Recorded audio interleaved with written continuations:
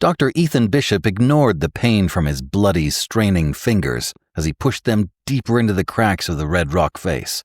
The texture of the stone felt wrong as he desperately reached higher, his chalk-stained hand questing for anything that could support his weight. In his haste, his left foot lost its hold, but Ethan refused to look down as he reflexively caught himself. It was down. He could hear claws scratching and raking against the cliff face below him as the enormous creature crawled ceaselessly up the sheer mountainside. The ear-splitting sound sent waves of adrenaline and fear through Ethan's body, pushing him to climb at an increasingly reckless pace. His rational mind kept reminding him that his safety equipment was long gone, and every move could be his last. Still, while he'd seen what falls from this height could do to a body, both as a climber and as a doctor, his imagination painted far more grisly pictures of what his pursuer would do if it caught up. So Ethan pushed for greater speed, heedless of the greater risk. Gritting his teeth, he kept his eyes upward, each ragged breath bringing with it an unfamiliar and sour taste.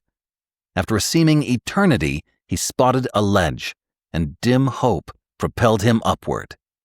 He gripped an unexpected root in his haste, only to feel it writhe and twist like a snake, and he barely managed to maintain his hold as he recoiled in shock.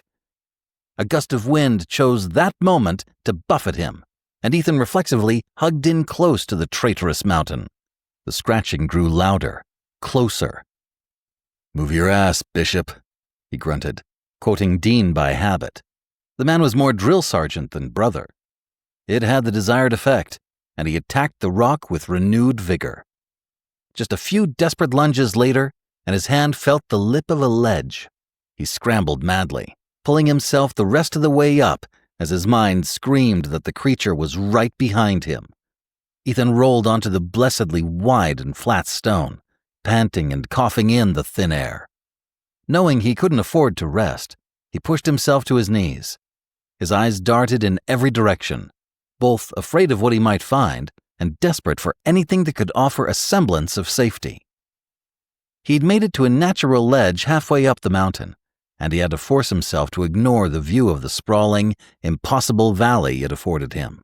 Death was right on his heels. Scrambling over the red stone, he spotted what he needed. A crack traced its way up the mountain only a dozen paces off, and he raced toward it. He could barely squeeze inside and felt jagged rock cutting into him as he forced his body through. It widened slightly inside, working like a proper climbing chimney, and he could see the dark, cloudy sky at the top. With no time to think, he pressed his hands into each wall and continued moving upward, ignoring the complaints of his exhausted body. As he climbed, desperate for as much distance as possible between him and the thing, Ethan couldn't help but stare out at the vista he'd been ignoring. It wasn't Earth. It simply couldn't be.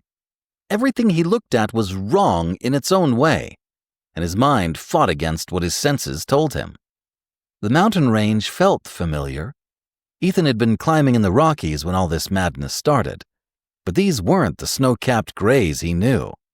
They were all shades of rust, jagged and somehow threatening, as if they were daring foolish men to climb them, knowing it was a path to a quick end. The valley was likewise reminiscent of where he'd been, though the forest covering it was a sickly yellow and brown, and Ethan could swear it was moving, shifting and undulating as if alive, far too organic to just be the wind. He thought back to the root that had squirmed in his hand, and he shivered, despite the oppressive heat. At last he let his eyes fall on the most impossible sight of all.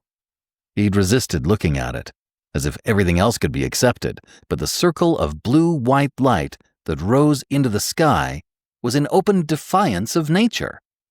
It was like a tear in the world, an open wound in reality. Ethan knew that light, having seen it wrap around him on his climb, before he woke up in this terrible nightmare.